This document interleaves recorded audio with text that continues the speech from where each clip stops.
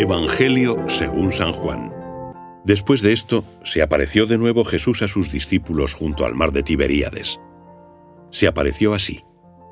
Estaban juntos Simón Pedro y Tomás, el llamado Dídimo, Natanael, el de Caná de Galilea, los hijos de Zebedeo y otros 2 de sus discípulos.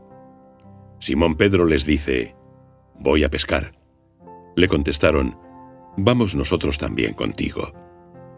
Salieron y subieron a la barca, pero aquella noche no pescaron nada.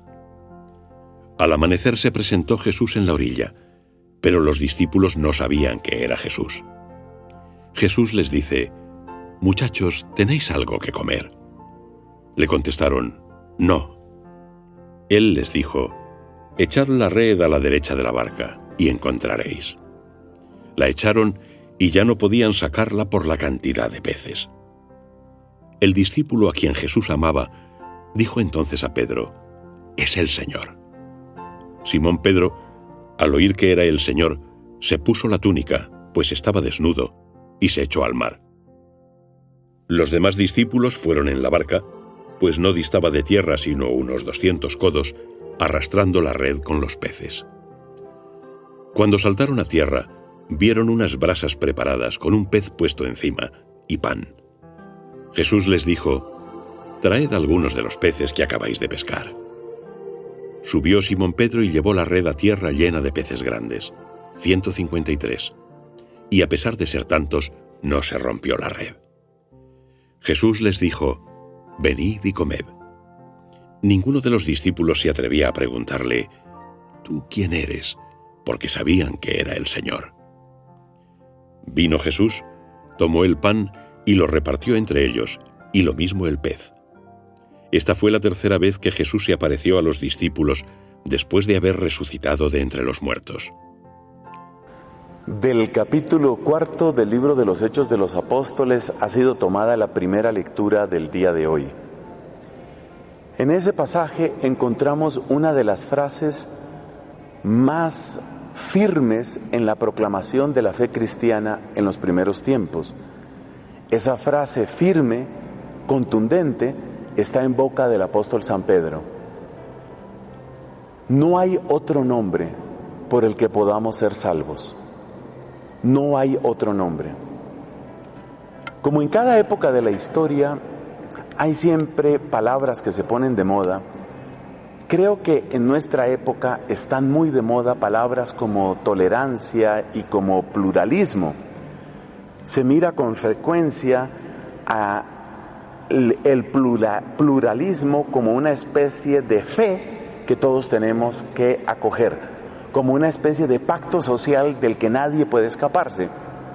Y por supuesto, lo que se oponga al pluralismo es visto como una especie de herejía que tiene que ser condenada y que tiene que ser extinguida prontamente.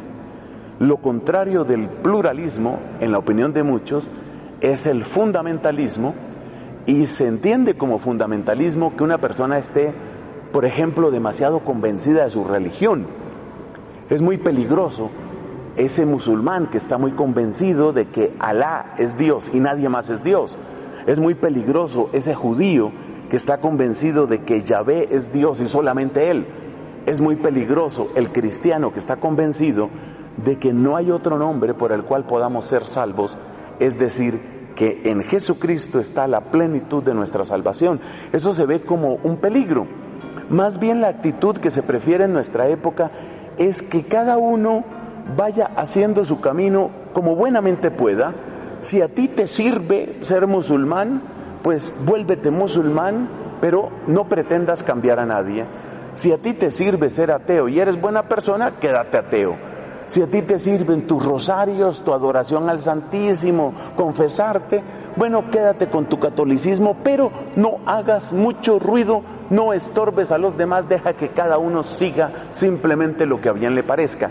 Esa es más o menos la convicción que está más regada, que está más esparcida en nuestro tiempo. En ese sentido, la proclamación que hace el apóstol San Pedro cuando dice: no hay otro nombre por el cual podamos ser salvos, esa proclamación inevitablemente es vista como una tremenda intolerancia. ¿Qué clase de intolerante es este que no admite que hay otras formas de salvación. Es decir, ¿por qué pretende imponernos a todos la fe cristiana? Reflexionando sobre este asunto, vino a mi mente la imagen de un barco, y tal vez el barco más famoso de la historia es el Titanic. ¿Recuerdas que ese barco, hace cosa parecida a un siglo, se hundió en las aguas del Atlántico Norte y hubo miles y miles de muertos en esa catástrofe? Yo hago esta pregunta: en el momento en el que un barco se está hundiendo, ¿a ti te sirve que alguien te diga, mira, aquí hay un sofá? El barco se está hundiendo y alguien te dice, mira, aquí hay un sofá.